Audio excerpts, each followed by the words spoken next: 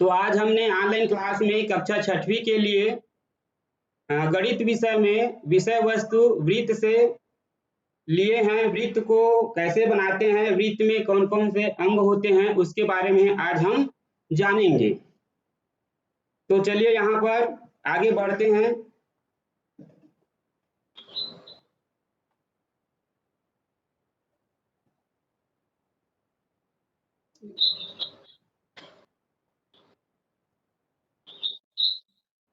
देखिए यहाँ पर आपके सामने में एक आकृति दिखाई दे रही होगी।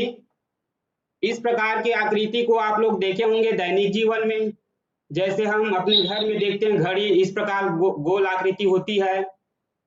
घर में रोटी बनती है, मम्मी जी की चूड़ी होती है ना, बैलगाड़ी का चक्का होता है, साइकिल का रिंग होता है। तो इस प्रकार की आकृति को हमने अपने दैनिक जीवन में देखे हैं और इस प्रकार की आकृति भी देखे हैं। देखो ध्यान से दूसरा आकृति को, ये अंडाकार है, अंडा की आकृति के समान है। और इस प्रकार आकृति एक और देखिए यहाँ पर एक आकृति ये है, ये भी अंडाकार है। तो जो गोलाकार आकृति है, ये आकृति को हमने अपने दैनिक जीवन में उपयोग में आने वाली ऐसी कई वस्तुओं से, जिनकी सहायता से हम अपने कॉपी में क्या कर सकते हैं, बना सकते हैं। जो पहला आकृति है, उस आकृति को हम चूड़ी के माध्यम से बना सकते हैं, सिक्का के माध्यम से बना सकते हैं। तो इस प्रकार आकृति हम क्या कर सकते हैं, अपने दैनिक जीवन में बना सकते हैं और दैनिक जीवन में हम देखते भी हैं। घर के आसपास हमारे घर में जो रोटी बनती है वो भी ऐसी गोल आकृति होती है। तो इस गोल आकृति को ही हम क्या कहेंगे, वृत्त कहते हैं। इसको वृत्त नहीं कहेंगे। पहला आकृति जो है वृत्त है, इसके समान हम कई आकृति चूड़ी के माध्यम से, रिंग के माध्यम से, सिक्का के माध्यम से हम क्या कर सकते हैं, बना सकते हैं। लेकिन सही सही वृत्त हम जो कंपास बॉक्स में होता है प्रकार, उसके माध्यम से हम क्या कर सकते हैं, बना सकते हैं। जैसे हमारे कंपास बॉक्स में ये प्रकार होती है, तो इसी के माध्यम से हम जो बनाएंगे वृत्त, वही वृत्त सही वृत्त होगा। यदि हम चूड़ी से, सिक्का से बनाएंगे तो कभी कभी क्या हो जाएगा, टेढ़ा बन जाता है, तो वो सही वृत्त नहीं कहलाता। तो सही वृत्त बनाने के लिए हमारे कंपास बॉक्स में रखी प्रकार को लेते हैं और प्रकार में पेंसिल लगाकर उसको थोड़ा सा फैलाते हैं। प्रकार की नोक को, कापी को बीचों बीच रखकर पेंसिल वाले सिरे को चारों ओर क्या करते हैं, घुमाते हैं। जैसे यहाँ पर घुमाते हुए बता रहा है, उसी प्रकार हम बनाते हैं। तो इस प्रकार जो आकृति बनता है उसी को हम क्या कहेंगे, वृत्त कहेंगे। तो इस प्रकार आकृति हम इस प्रकार के माध्यम से क्या कर सकते हैं, सही सही आकृति बना सकते हैं। तो ध्यान रहे, प्रकार की जो नोक है, प्रकार की जो नोक है बीच में, उसको अपनी कॉपी में एक जगह रखना है, वो एक जगह से हटनी नहीं चाहिए। तो इस प्रकार जो बनी आकृति को हम क्या कहेंगे, वृत्त कहेंगे। इस प्रकार हम प्रकार की सहायता से सही सही वृत्त हम क्या कर सकते हैं, बना सकते हैं। अगला चित्र को देखो, यहाँ पर एक बीच में क्या है, बिंदु है।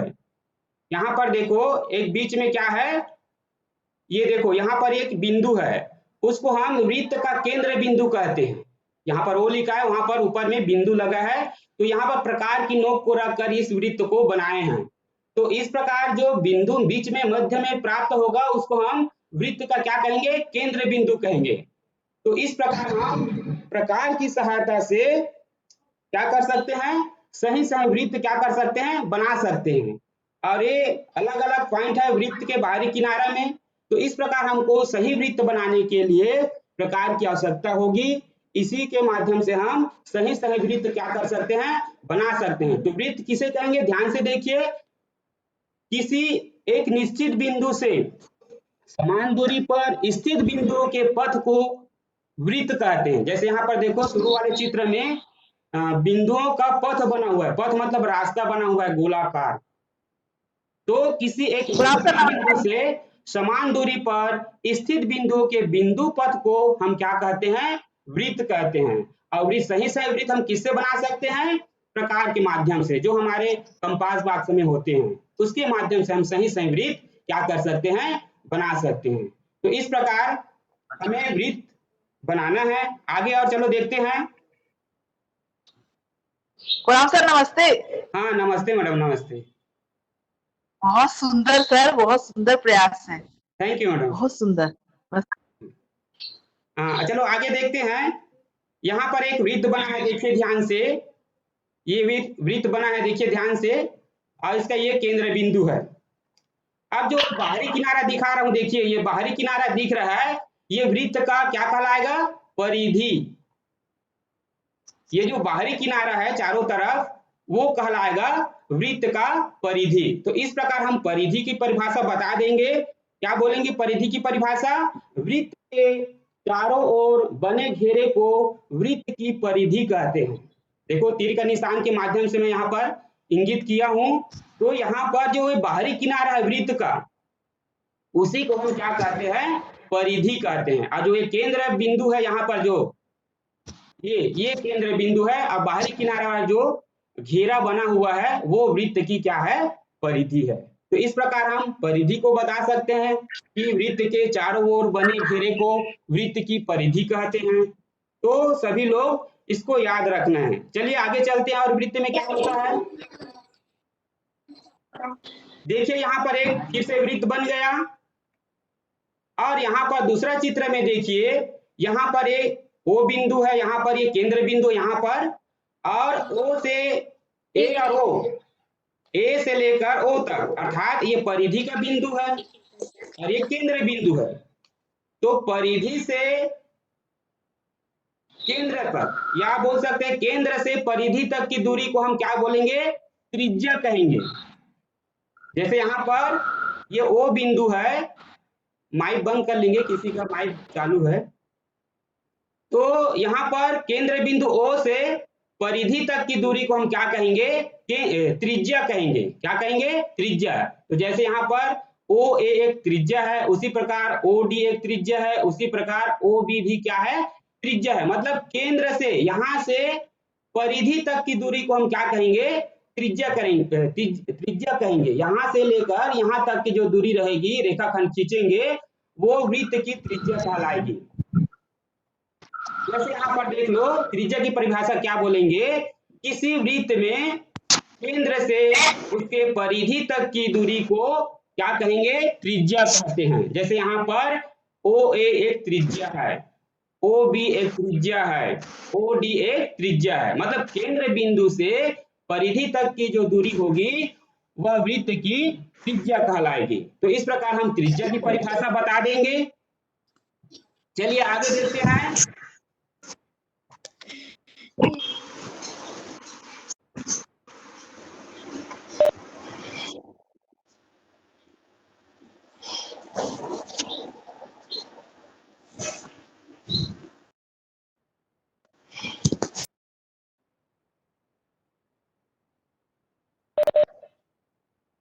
हाँ चलिए आगे देखते हैं। अब यहां पर देखो एक वृत्त बना हुआ है, यह परिधि में ए बिंदु लिए हैं, परिधि में ए बिंदु लिए हैं और दूसरा एफ बिंदु लिए हैं। तो ये जो रेखा है ए एफ, जो रेखाखंड बना हुआ है वो जीवा है। ये जितना भी लिखा है, वो जितना भी खींचा है रेखाखंड, वो सभी जीवा है। जैसे A F, A D, A E, A C, A B, ये जितना जितना रेखाखंड खींचा है वो सभी वृत्त का जीवा है। तो जीवा किसे कहेंगे? परिधि में स्थित, देखो ये परिधि में स्थित है बिंदु A F D E C B, ये सभी बिंदु परिधि में स्थित है। तो परिधि में स्थित दो बिंदुओं को मिलाने वाली रेखाखंड को हम जीवा कहते हैं। याद रखेंगे, परिधि में ये सभी बिंदु क्या है? स्थित है, और किन्हीं दो बिंदु को हम मिलाएंगे तो वो जीवा कहलाएगी। तो जीवा की परिभाषा बता देंगे। क्या बोलेंगे?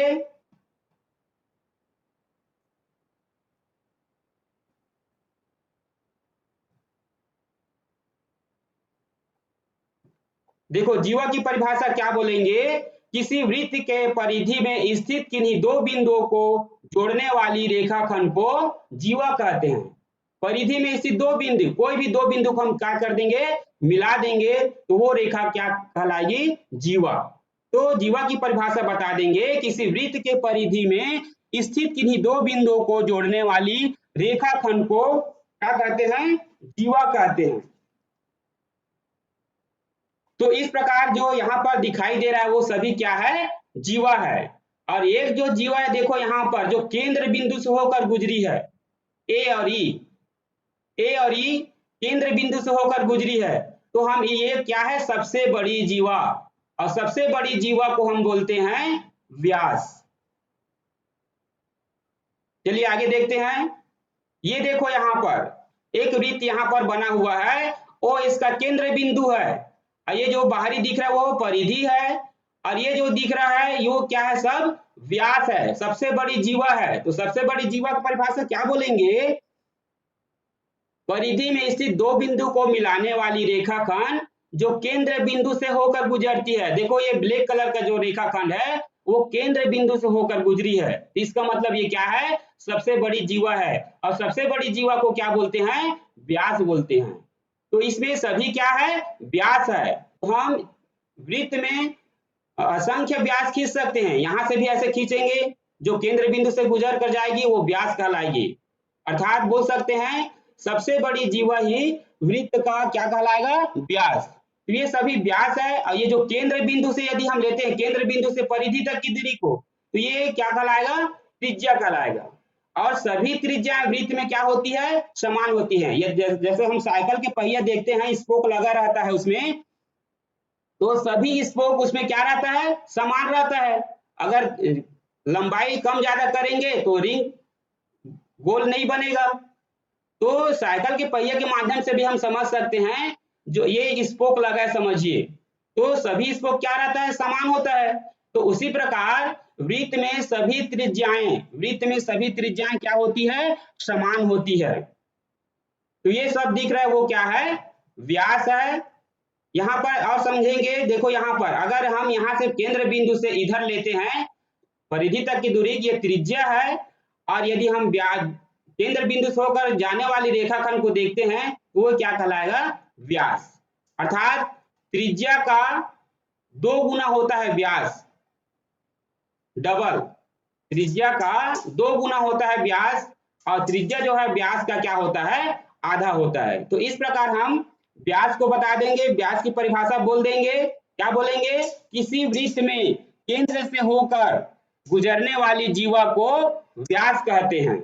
याद रखेंगे, किसी वृत्त में केंद्र से होकर गुजरने वाली जीवा को व्यास कहते हैं। और एक वृत्त में बहुत सारी हम व्यास खींच सकते हैं। व्यास को ही सबसे बड़ी जीवा कहते हैं, ये भी याद रखना है, व्यास को ही सबसे बड़ी जीवा कहते हैं।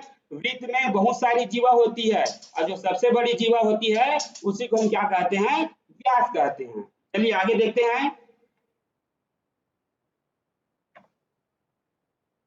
तो इस प्रकार हम वृत्त के बारे में समझ गए। अब मैं कुछ वृत्त बनाकर भी आप लोगों को दिखाऊंगा। आप लोग भी वृत्त के माध्यम से क्या करेंगे? वृत्त बनाना सीखेंगे। चलिए देखते हैं वृत्त की रचना। वृत्त की रचना करना सीखेंगे। देखो ध्यान से, यहाँ पर त्रिज्या बराबर हमने 4 सेंटीमीटर लिए हैं। त्रिज्या बराबर 4 सेंटीमीटर लिए हैं। तो हमें वृत्त कैसे बनाना है? ध्यान से देखिए, वृत्त कैसे बनाएंगे। सबसे पहले हम अपनी कंपास बॉक्स से स्केल पट्टी लेंगे। इस प्रकार स्केल पट्टी ले लेंगे, और 4 सेंटीमीटर का क्या लेंगे? त्रिज्या लेंगे। प्रकार को हम 4 सेंटीमीटर फैलाएंगे। देखिए ध्यान से,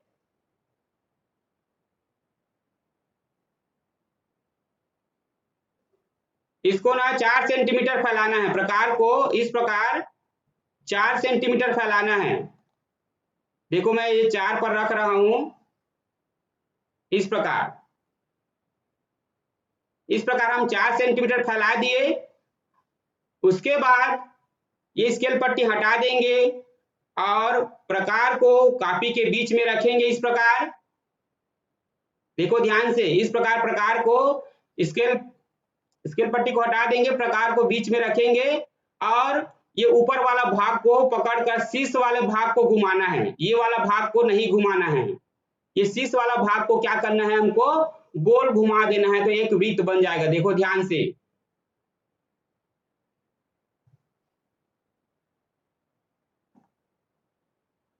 देखो ध्यान से, यहां पर क्या बन गया, एक वृत्त बन गया। इस प्रकार आप लोगों को बनाना है। अब क्या करेंगे,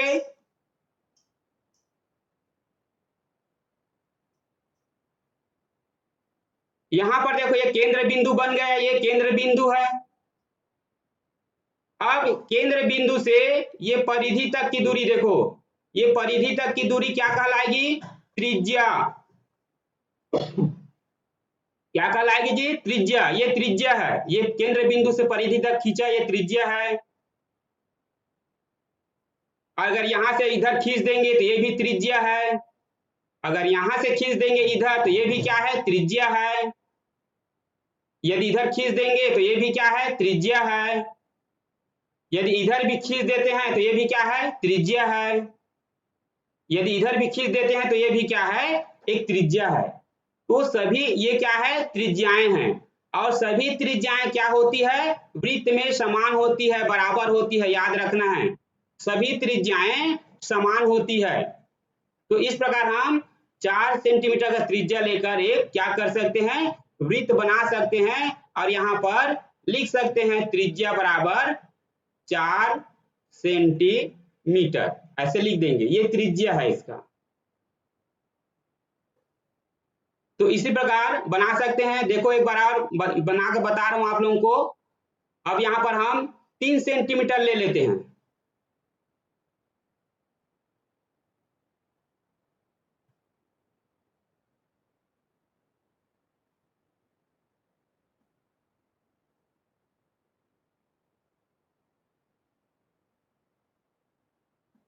देखो यहां पर त्रिज्या बराबर 3 सेंटीमीटर लिया है। अब हम 3 सेंटीमीटर का वृत्त बनाना है। देखो राइटिंग पे नहीं जाना है, राइटिंग अच्छा नहीं बन रहा है यहाँ पर। तो यहाँ पर अब हमें 3 सेंटीमीटर लेना है जी। देखो ध्यान से, इसी प्रकार आप लोगों को बनाना है। स्केल पट्टी में हम पहले के माध्यम से, स्केल पट्टी के माध्यम से क्या करेंगे, 3 सेंटीमीटर फैलाएंगे प्रकार को। इस प्रकार ये 0 पर रख दिए और इसको 3 में रखना है। इस प्रकार देखो 3। अब उसके बाद ये स्केल पट्टी हटा देंगे और इसको प्रकार को बीचों बीच रखना है। ध्यान रहे ये लोहे के नुकीला वाला भाग हिले ना, शीश वाले भाग को हमको घुमाना है बीच को पकड़कर। तो देखो मैं बना रहा हूं, उसी प्रकार इसको गोल क्या कर देंगे, घुमा देंगे इस प्रकार। ये देखो क्या बन गया, वृत्त बन गया। और ये जो बिंदु दिख रहा है वो क्या है, केंद्र बिंदु है। अब यहां पर देखो ध्यान से,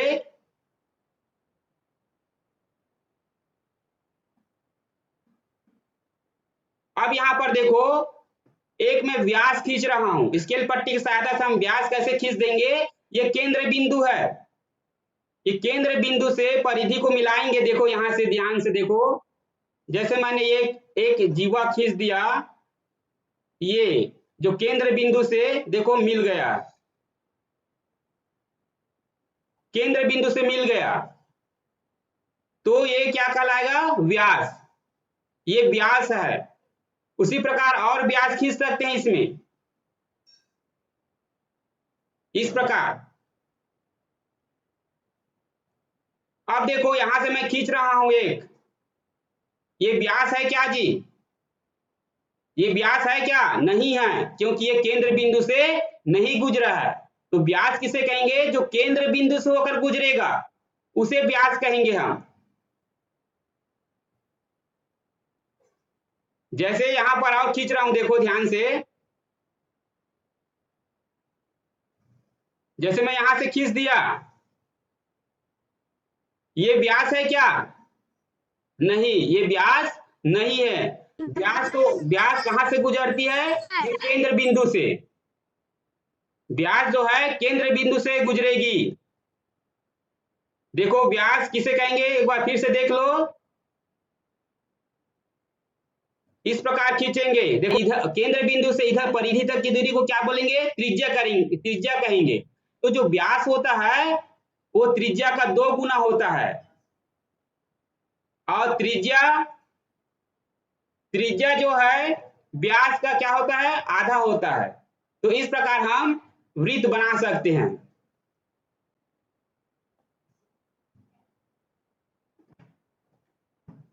चलिए एक वृत्त और बना के बता देता हूं, फिर आगे आएंगे। और